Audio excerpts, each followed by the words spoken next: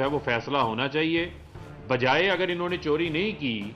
یہ کہتے ہیں جی ہم بڑے معصوم ہیں، یہ سزائیں ہمیں بڑی غلط ہوئی ہیں، تو آپ کو تو کہنا چاہیے کہ روزانہ کی بنیاد کے اوپر جو ہے وہ اس کی سماعت کریں۔ میں چیلنج کرتا ہوں مریم صفدر کو کہ وہ یہ بات کہیں کہ روزانہ کی بنیاد کے اوپر عدالت اس کی سماعت کرے، اور آپ عدالت کے سامنے اپنے جو ثبوت ہیں، جو آپ نیب عدالت کو تو نہیں دے سکے، اور میں امید کرتا ہوں کہ اب آپ کوئی قطری خط نہیں لے کر آئیں گے، وہ آپ اسلام آباد ہائی کورٹ میں جو ہے وہ جمع کروائیں گے، کیونکہ اس سے قبل نواز شریف کو تو آپ نے ملک سے باہر بھگا دیا، وہ تو بگوڑے بن کے، اشتہاری بن کے، عدالتی مفرور بن کے، جن کی اسی عدالت تھیں، ان کے اوپر جو ہے وہ سنوائی نہیں ہو رہی۔ لیکن اب جب سنوائی شروع ہوئی ہے تو 10 بار ان کی جانب سے التوا لی گئی، ان کے وکیل کی جانب سے، کبھی ان کو کورونا ہو گیا، کبھی ان کی کمر میں درد ہو گیا، اور آج جب ان کو عدالت نے کہا کہ اس کیس کو اب ہم نے ہر صورت جو ہے وہ چلانا ہی چلانا ہے، جو پچھلی سماعت میں ریمارکس سامنے آئے تھے، تو آج انہوں نے کہا کہ ہمارا وکیل ہی جو ہے وہ کیس چھوڑ کے چلے گئے ہیں، اور ہمیں جو ہے وہ نیا وکیل کرنے کی وقت دیا جائے، اور ایک نئی پٹیشن جو ہے وہ دائر کرنے کا موقع فراہم کیا جائے۔ یہ التواؤں کے پیچھے چھپنا، یہ ڈیلیئنگ ٹیکٹکس کے پیچھے چھپنا، یہ شریف خاندان کا پرانا وتیرہ ہے۔ یہ وہی وتیرہ ہے جس وتیرے کے تحت شہباز شریف کا 7 ارب کا جو ٹی ٹیوں کا کیس ہے، اس کیس کو یہ چلنے نہیں دے رہے۔ اسی طریقے سے یہ ہمیشہ کوشش کرتے ہیں کہ ان کے کیسز میں ڈیلے ہو،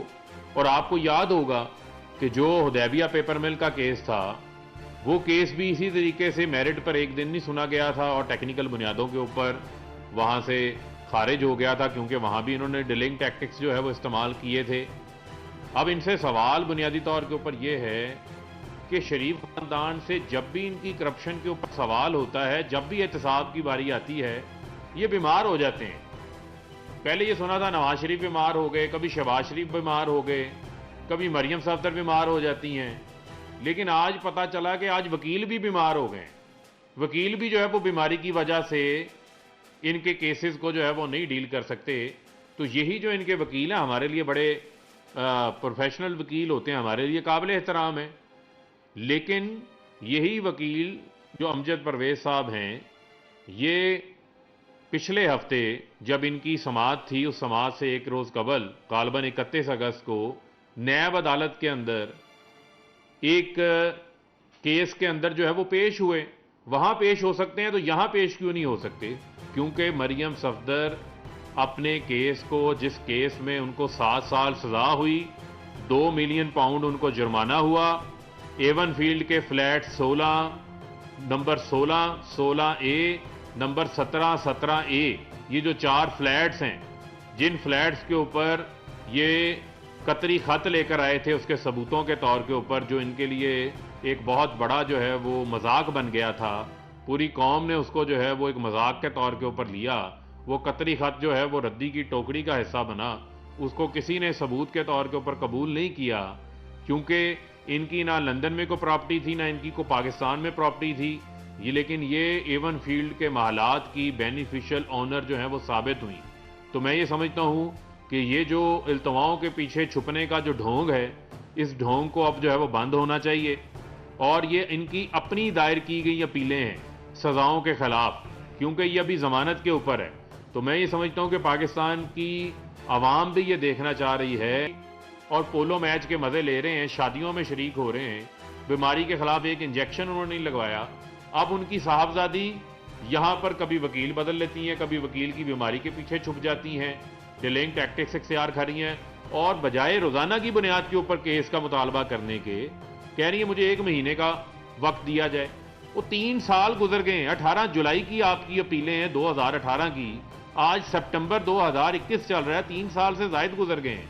آپ اپنی اپیلوں کے اوپر کیوں فیصلہ نہیں کروانا چاہتے؟ کیونکہ آپ کو پتا ہے کہ آپ نے چوری کی ہوئی ہے، آپ کو پتا ہے کہ آپ نے اس ملک سے منی لانڈرنگ کی، اس ملک کے غریب آدمی کا خون چوسا، پیسہ لوٹ کے ملک سے باہر لے کر گئے ہیں، اور آپ کے پاس عدالت کو مطمئن کرنے کے لیے کچھ نہیں ہے۔ اس وجہ سے آپ ٹائم گین کرنے کے لیے جو مریم صفدر ہیں وہ آئے روز التوا کے نئے سے نئے جو ہے وہ بہانے تلاش کرتے ہیں. پاکستان کی عوام کا یہ مطالبہ ہے کہ اب ان کیسز کا جو ہے وہ فیصلہ منطقی انجام تک پہنچنا چاہیے. اور آج نائب صدر سے صدر کے بارے میں سوال ہوتا ہے کہ وہ آپ کے وزارت عظمیٰ کے امیدوار ہیں یا نہیں ہیں. میری نظر میں تو پیپلز پارٹی اور نون لیگ کا تو مقابلہ اپوزیشن لیڈر کے لیے ہے, لیکن واضح نظر آ رہا ہے کہ جو میم اور شین کی لڑائی ہے وہ اب میڈیا پہ بھی سامنے آ گئی ہے کہ جب یہ سوال پوچھا جاتا ہے تو مریم صفدر کے منہ پہ جو ہے وہ تالے پاڑے جاتے ہیں, خاموشی اختیار کر لی جاتی ہے. تو میں یہ سمجھتا ہوں کہ یہ جو ان کی آپسی لڑائی ہے, جو آپسی کھینچاتانی ہے, یہ بھی میں سمجھتا ہوں کہ ایک بہت بڑی کنفیوژن جو ہے وہ کریٹ کی ہوئے ہے. اور اب مجھے لگتا ہے کہ ان کی قیادت کے جو فیصلے ہیں وہ ٹاسک کے اوپر ہوا کریں گے. یہ ٹاسک کیا کریں گے کہ کس کو جو ہے وہ